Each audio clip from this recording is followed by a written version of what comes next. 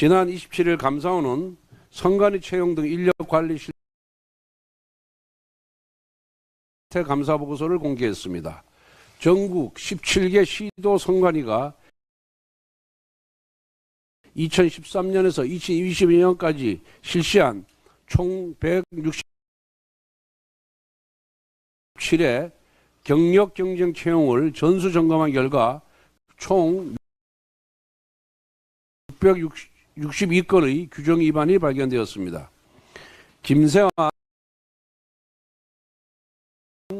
전 사무총장의 아들은 선관위 조직적 특혜를 받아 경력 채용되었고, 송봉섭 전 사무차장은 딸이 선관위로 가고 싶다고 하자 직접 채용을 청탁해서 입사시켜줬습니다. 고위직부터 중간 간부까지 선관위 곳곳에 가족 채용 청탁과 편법 채용이 난무했습니다. 하지만 중앙선관위는 아파 찬스 채용을 고발하는 투서를 받고도 도리어 뻔뻔하게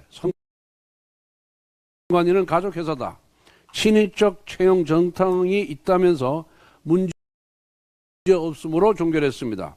선관위 스스로 가족회사라고 칭한 것은 그만큼 조직 전체가 채용 비리를 당연시 해왔다는 것입니다. 결근하고도 정상 근무했다고 속여서 3,800만 원 급여를 수령할 수 있겠습니까?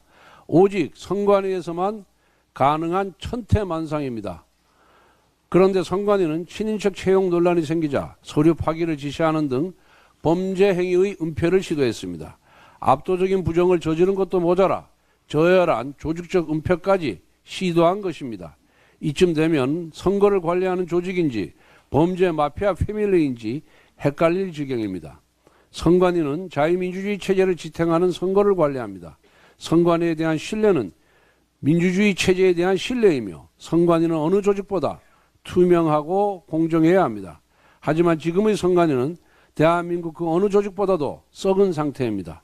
자정 능력을 기대하기가 어려운 상황입니다. 어제 헌법재판소는 선관위가 감사원을 상대로 제기한 권한쟁의 심판에 대해 인용 결정을 내렸습니다.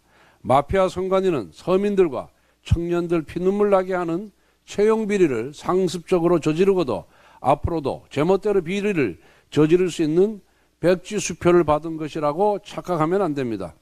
헌법재판소는 감사원의 직무 감찰 대상에서의 배제가 곧바로 부평에 대한 성역의 인정으로 호도되어서는 안 되는 점을 지적했습니다.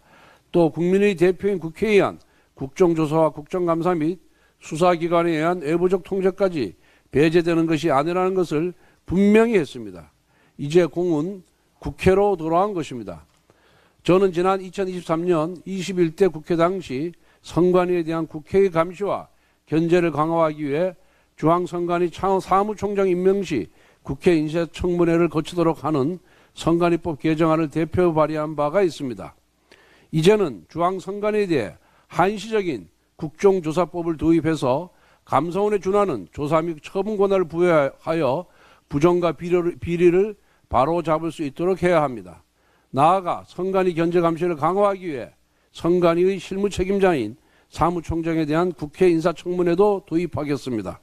앞으로 국민의힘은 당 차원에서 무소불위 마피아 선관위를 견제하고 감시하기 위한 제도적 장치를 고안해 나가겠습니다.